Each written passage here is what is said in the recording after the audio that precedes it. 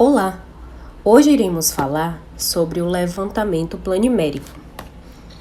Os componentes do nosso grupo são Emerson Menezes, Erisvaldo, Felipe, Juan Inácio, Lélia, Lucas Damásio, Tássio Duarte, Vinícius e Yuri. O que é o levantamento planimérico? Bem, o levantamento planimérico nada mais é do que uma atividade de medição e representação gráfica de uma determinada área, focando principalmente em suas características horizontais. Ele detalha elementos como contornos, formas, dimensões e posicionamento de elementos, fornecendo uma visão abrangente do terreno, ou seja, para você ter esse levantamento planimérico de um determinado terreno, é preciso ser feito uma representação gráfica daquela área que você vai fazer a demarcação. E qual a importância disso?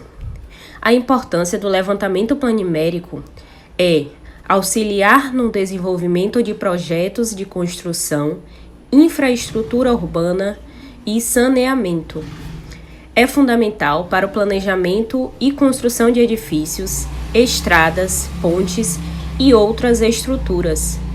Facilita a regularização fundiária e a obtenção de escrituras e registros de propriedades. Contribui para a gestão territorial e ambiental, ajudando na atualização de registros e no monitoramento de áreas de preservação.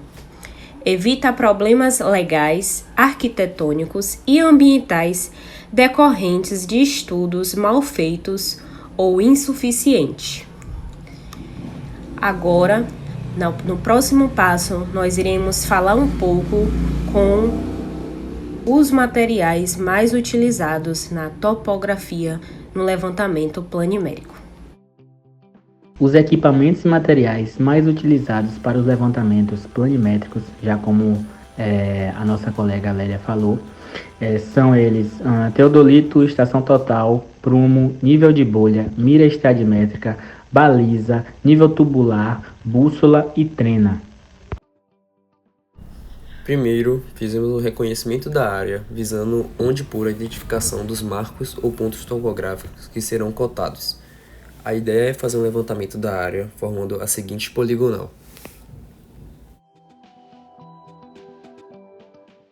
Nessa etapa, faz-se a instalação e a fixação do tripé através das travas de pressão e a de parafuso, localizadas em cada pé do tripé. Ele é posto sobre o eixo do ponto topográfico inicial, lembrando que depois ele irá ser transportado para os demais pontos. O ideal é que o tripé fique na altura do tronco, onde será possível fazer uma medição sem muitos esforços. Em seguida, instalamos o teodolito, certificando-se que ele esteja travado corretamente pelos parafusos do tripé, que foi rosqueado na base do equipamento.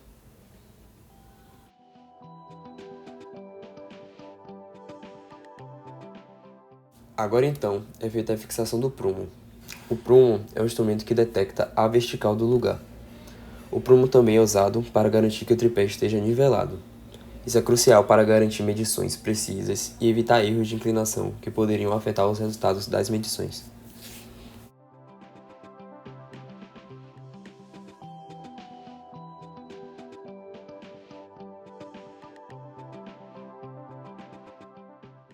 Agora, fazemos o nivelamento do equipamento através dos parafusos nivelantes, também chamados de colantes.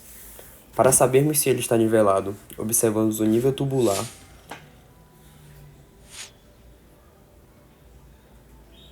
e o nível esférico.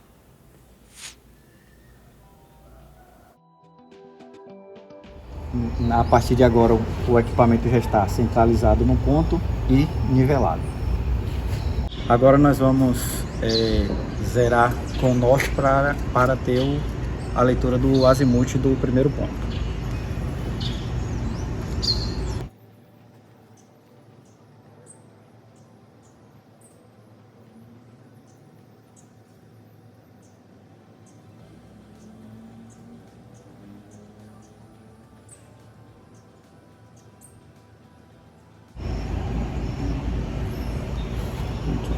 Vamos zerar agora. o ângulo e vamos iniciar a leitura para o próximo ponto. Ao iniciar a leitura do zerar no norte magnético, a gente vai visualizar o próximo ponto para ter a leitura do azimuth ao próximo ponto.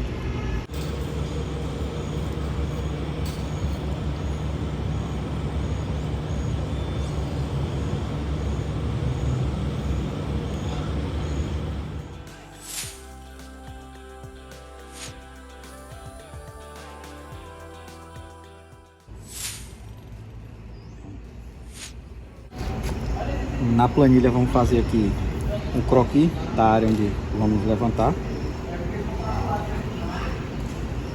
Anotar aqui que o ponto que a gente está é a estação 1, o ponto visado é a estação 2, o ângulo de ré,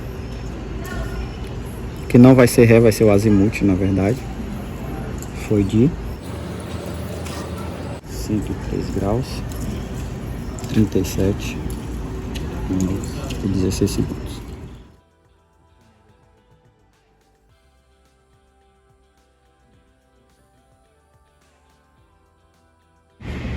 No segundo ponto, mais uma vez o aparelho centrado e nivelado em escalantes, vamos visar a ré e fazer avante no próximo ponto.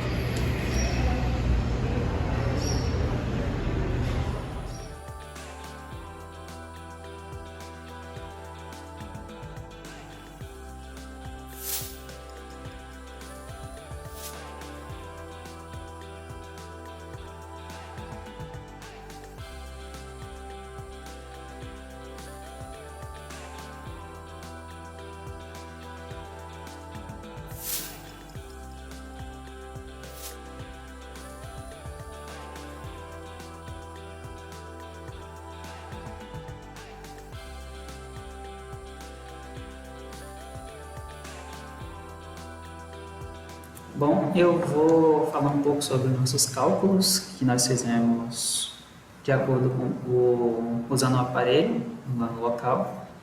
E por meio do equipamento nós encontramos esse primeiro ponto aqui, que é o nosso primeiro azimuth. E através do equipamento nós também conseguimos os ângulos internos, que foi esse aqui é o do primeiro, onde está o azimuth. Esse aqui é o do segundo ponto. Esse do terceiro ponto e esse aqui do quarto ponto. Aí nós obtivemos essas medidas aqui utilizando uma trena. Aí com isso nós temos nossos dados. Aqui é o nosso primeiro azimuth e aqui a gente tem os outros ângulos. E aí a gente vai utilizando esta fórmula aqui, saber a soma dos ângulos internos para a gente saber o quanto teria que dar internamente na questão dos ângulos. Por exemplo, aqui nós temos que o nosso S é igual a N menos 2 vezes 180. Ou seja, aqui nós temos que, digamos que nosso somatório interno aqui, como foi 4 pontos, seria 4 menos 2 vezes 180, que daria 360. E aí os pontos que nós pegamos, nós somamos aqui, deu 358, 118 e 132. Esse 132, como não pode ficar assim, ele está em segundos, se a gente dividir por 60, aí vai dar 2,2. Ou seja, nosso é 12 aqui. Aí vai ficar 12 sobrando dos nossos segundos, e 2 vão passar para cá, aí vai dar 120. Aí é a mesma coisa, não podemos deixar no 120, porque é até 59. 60, no caso, a gente vai pular para a próxima casa. Aí como é 120 dividido por 2, vai dar 2 e aqui a gente vai somar, aí vai dar 360. Só que como a gente observou aqui, o nosso somatório deu 1 a mais. Ou seja, ele passou, em vez de ficar 360, aí deu 12 segundos de diferença. E aí nós usamos aqui a questão para poder ver a questão da tolerância e tal. E vemos que tem aqui 15 a 30 de segundos vezes nosso n. E o nosso n é o nosso número de lados. E aí, fazendo o cálculo da tolerância, se a gente usar aqui a calculadora, por exemplo, nós vimos que, como é 4 lados, vão ser 4, a raiz de 4 é 2, ou seja, vindo aqui na calculadora, vai ficar 2 vezes... ele diz que entre 15 a 30 eu vou considerar o menor valor, digamos que é 15, ou seja, até 30 segundos a gente estaria dentro da tolerância. Como a gente teve 12 aqui, então nós está tudo ok. Então a gente ainda pode corrigir, sem precisar ir no local. Se a gente tivesse dado uma diferença maior, teria que ir no local novamente para poder rever essa questão do azimuth e dos ângulos de novo. Conforme a gente viu que já está com coisa que está na tolerância, vamos ver a questão agora da correção. A gente vai ter que compensar no ângulo interno essa diferença. E aí, como nós temos que é 12, a gente dividir por 4, vai dar 3. Ou seja, em cada ângulo, nós vamos diminuir 3 segundos. Aí, no primeiro ângulo, como era 90 graus, 31 minutos e 39 segundos, vai ficar 90 graus, 31 minutos e 36 segundos, que a gente diminuiu os segundos. Minutos e graus a gente não diminuiu nada, então a gente vai só seguindo aqui. Aí 90 graus, 13 minutos e 8 segundos, vai ficar 90 graus, 13 minutos e 5 segundos. Isso a gente vai fazer isso para todos.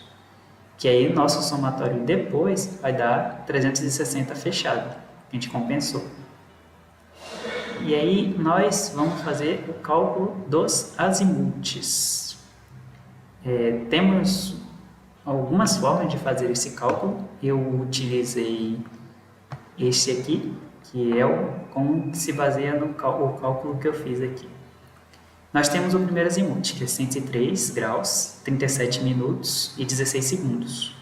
Ou seja, quando nós transferimos esse azimuth para cá, nós vemos que ele é esse ângulozinho aqui, ó, que é o nosso ângulo do de cá. Então, eu só precisaria saber esse ângulo aqui. Aí, como eu já tenho um ângulo interno, que é o meu 90 graus, 13 minutos e 5 segundos, que a gente já tinha compensado, eu vou diminuir esses 90 graus, 3 minutos e 5 segundos de 180, porque se você parar para reparar aqui, ó, você vai seguindo uma faixa reta, esse ângulo aqui, ó, vai formar 180.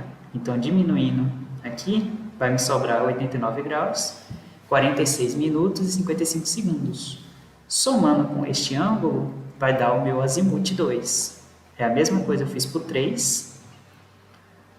Eu fiz a mesma coisa, eu sei que aqui está 180, aí eu diminuí do meu ângulo interno, eu já deixei 179 aqui, porque aqui em cima a gente teria que compensar, que no caso 180 seria 179, aí passo para cá 60, só que aqui eu também ia precisar, então eu tiro de 60, ficaria 59, e aqui fica 60, e daí eu diminuo.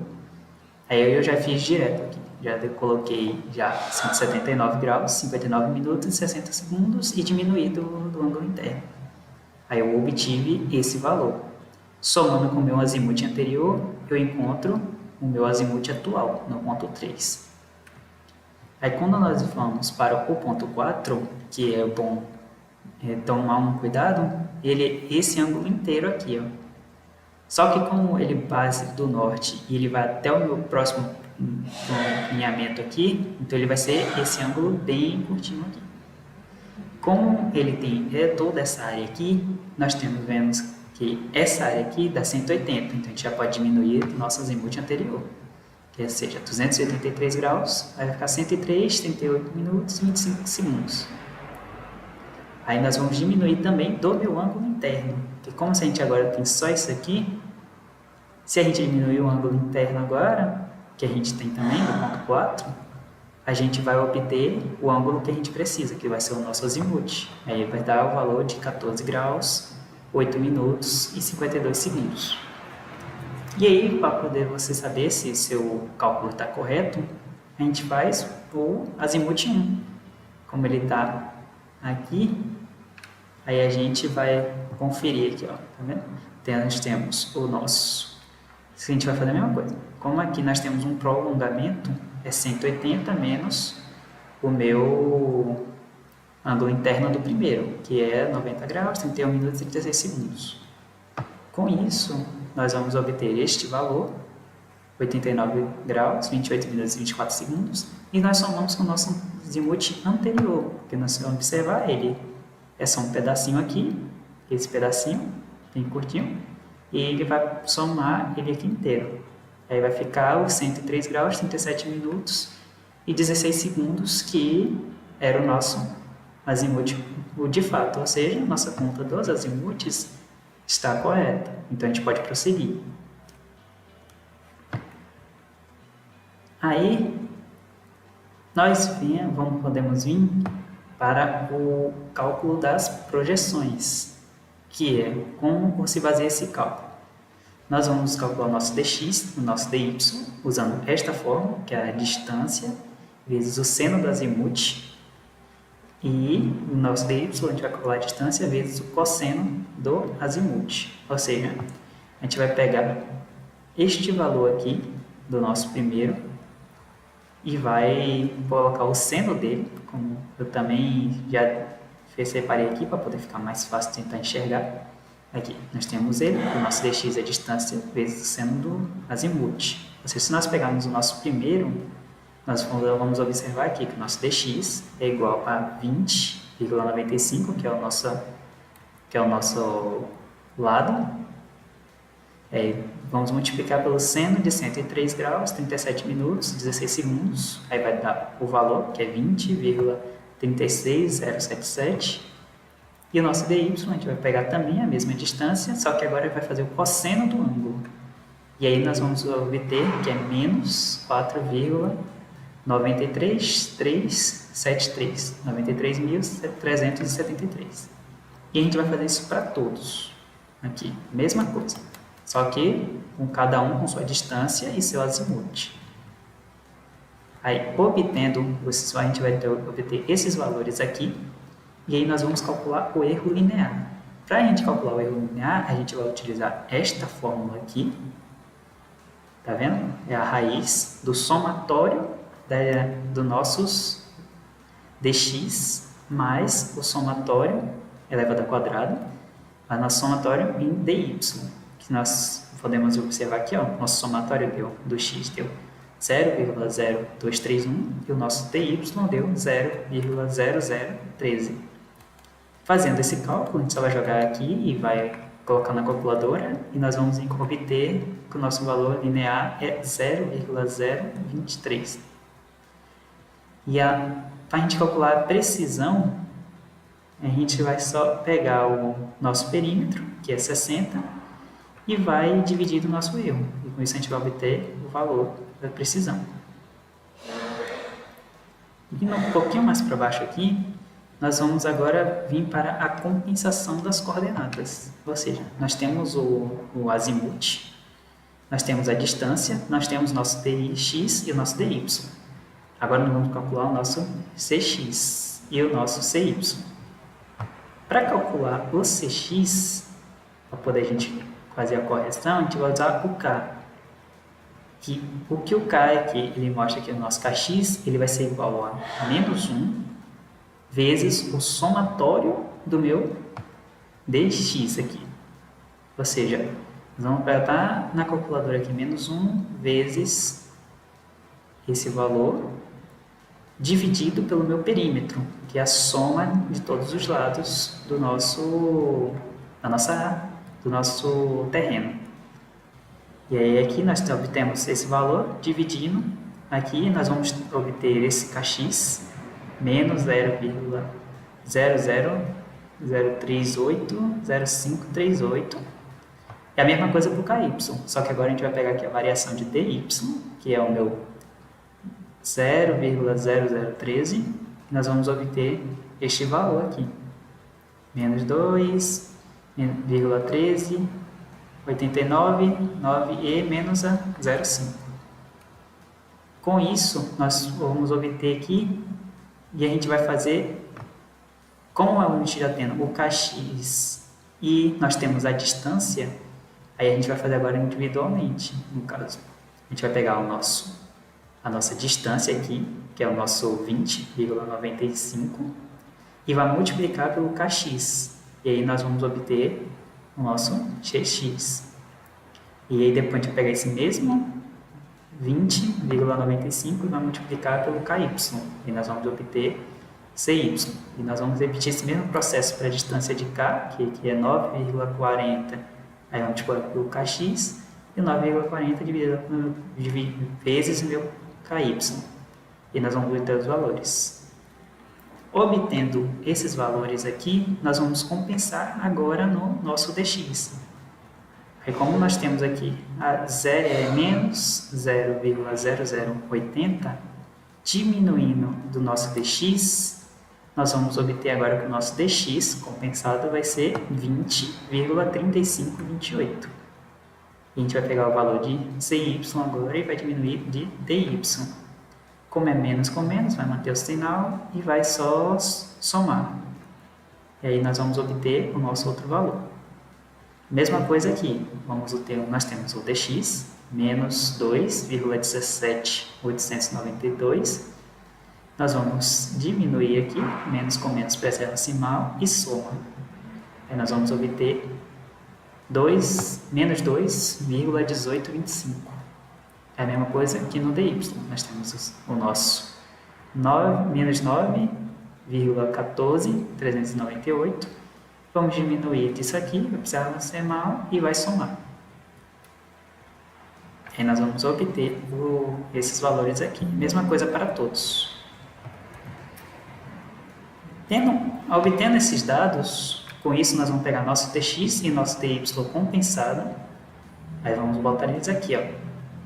Mesma coisa, tá vendo? Os valores tudo igual.